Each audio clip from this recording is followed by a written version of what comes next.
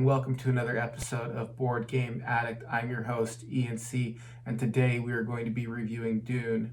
Now, I recently had the opportunity to pick this game up, and in a recent video, we unboxed the game and showed you what's inside. Now, normally what I'll do after I unbox the game is I'll make a video on the rules of the game so that people can come to my YouTube channel and look up the rules. But I skipped that altogether, and we are just going to go ahead and talk about the game itself and the things that I liked about it and things that I didn't like about it. And the things that I didn't like about it, that's actually going to feed into why I'm not doing any of the rules. There's already a lot of YouTube sites out there already that do explain the rules and do it rather well and do it better than I can. But part of the problem with this game is that the rules are so extensive and so intricate, and actually there are so many exceptions that it gets a little tedious playing the game, but I'm getting ahead of myself. However, before we look at some highlights of our gameplay night, I would love for you to do me the favor of liking this video, subscribing, turning on the bell notification, and if you're feeling generous, you can share this video as well. There are also two other things you could do to help me out, to help this channel out, help it grow, if you like what we're doing here. One thing you can do is you can donate some money on my Buy Me a Coffee account. In the link in the description below, there will be a link to my Buy Me a Coffee page, which is something similar to Patreon. It's a place where you can donate a few extra dollars that you might have to see this channel grow. The other thing is I will be leaving a link to this game, Dune, through my Amazon affiliate program. And if you are interested in buying the game, just follow the link below and buy the game there. All right, now let's look at some highlights of our evening.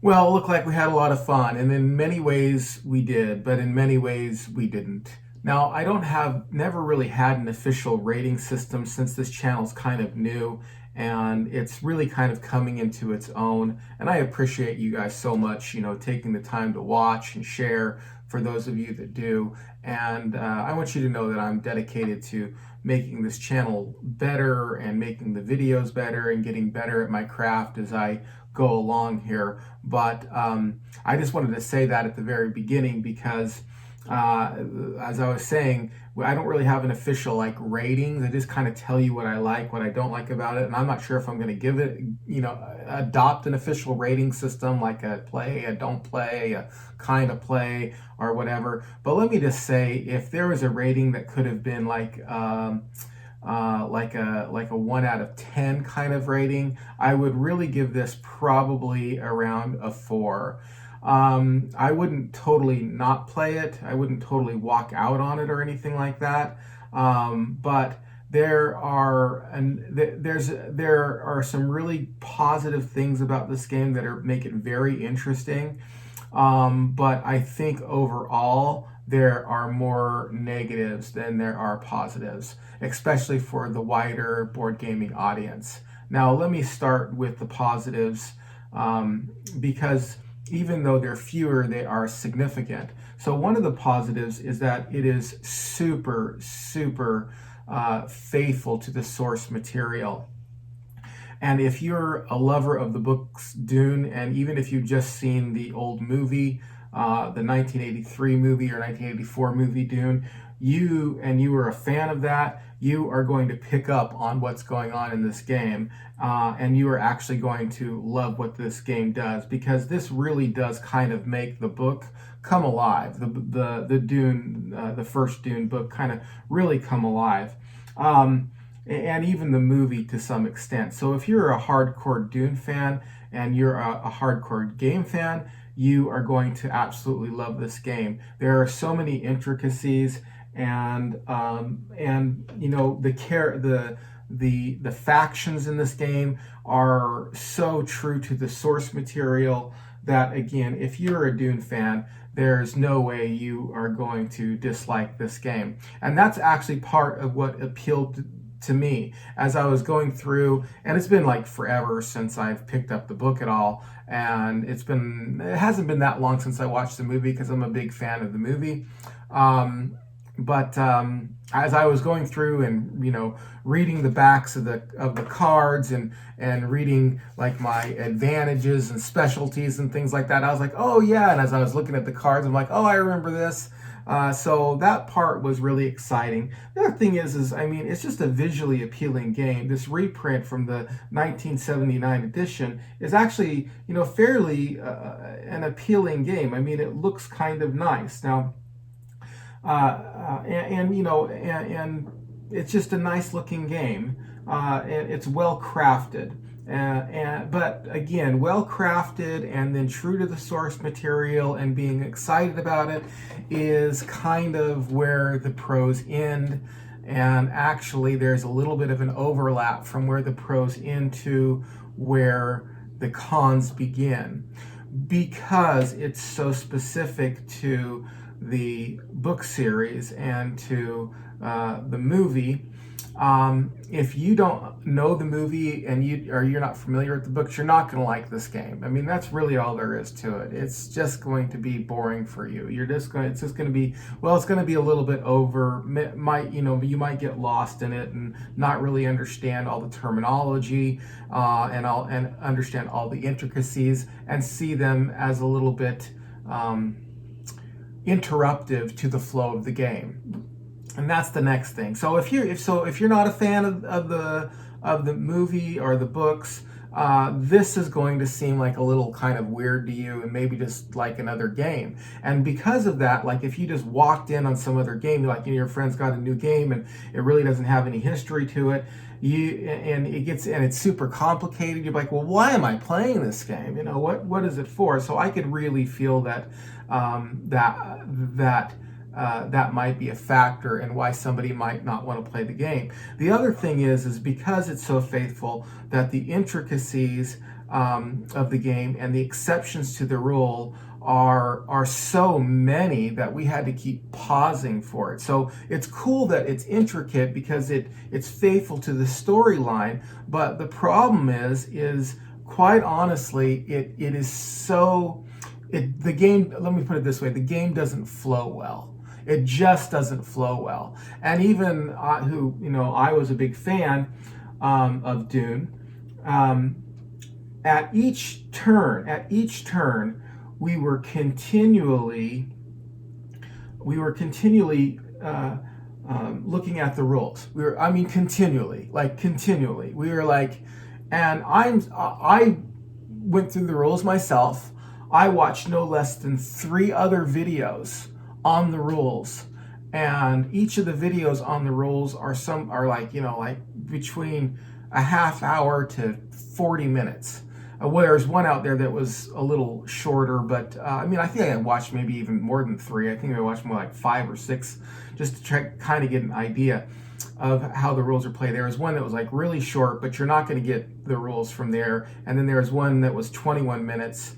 And that was, those were good. Don't misunderstand me. For you guys who did those out there, thank you very much. But it is very difficult to understand the game because there are so many exceptions to the rules. So you learn the rules, and then each player, each faction has an exception to those rules. And those exceptions can change as they interact with the other factions. So you might have an exception that works. So if you're the emperor, you might have an exception that works with the Fremen, and it might work with everybody else, but that exception might not work with another guild, the Atreides guild, or not the guild, I'm sorry, the Atreides faction. And likewise all the way around. So that was kind of interruptive, I should say. It was just, I mean, it wasn't fun because it's like at every time it was just like, well, I didn't know, like if I wanted to move, like, do I have to move here and then here and then here, or can I move a whole space? Can I move a whole space into a protected zone? I mean, it just got ridiculous. On every single turn, it got that way. You know, when we were bidding for the cards, it was just like, can we bid on all of them? Can we only bid on one of them? Is it one at a time? We just weren't sure. The other problem with the game is you really need 6 players. And as you can see from the highlights that I showed you, we really only had 3. To really make the game come alive and to get a good flow of the game, it's important to have all 6 factions represented. And if you don't have all 6 factions represented, you're continually taking out cards because they don't apply to you. They don't apply to your role play. They don't apply to your game. And so that was a little tedious, and that was a little interruptive as far as the game flow is concerned. One of the other issues that we had with the game was that there comes a point in the game where you can realize kind of quickly that your faction is not going to win. And at that point, there's really no reason to stay in the game. It's just like, okay, and gameplay is rather long. I mean, you know, it takes a little while to kind of set up and explain the rules with everybody. And then by the time you're into the game, you know, you can kind of get behind the ball rather quickly. And as the game's going on, you can discover it's just like, okay, look, there's no way I'm not winning this game. And because the game's long, you're like, okay, I can see that this game is going to be another, you know, 45 minutes, an hour to win. So there really isn't a lot of incentive to play the game. And that's not uncommon. It's not like that only happens every once in a while. That happens quite a bit, and it can happen to more than one faction. And at that point, it's just like, well, why am I playing this game if I'm going to stick around here and I have almost no chance of winning whatsoever? So those were the cons. I mean, really, let me just sum it up. Really, all the cons kind of point to the fact that the game doesn't have a good flow. It really doesn't. Even after we were doing the rounds, because the factions are so specific to each faction, we had to continually look at what we were doing. We had to continually consult the rule book. So again, I'm repeating myself, and I'll stop here. But basically, I would give this a 4 out of 10, like I said. If you're a hardcore Dune fan and you have the evening to spend, then this is a great game. You'll want to play it at least once. And I actually am going to play this one more time, and I might do a supplemental review, because after I played this, there were some other people who said, oh, we want to play, and I would really like to play this with 6 players before I give it a final review. But for now, let me just say that overall, if you're not a Dune fan and you are a board game fan, Dune might not necessarily be the game for you. There are more cons than there are pros. And so with that, I'm going to leave you. I hope you enjoyed this. Please, once again, don't forget to like, comment, subscribe, share. Go to Buy Me a Coffee if you're interested in purchasing the game. Look below before the link. And we will see you again on the next episode of Board Game Addict.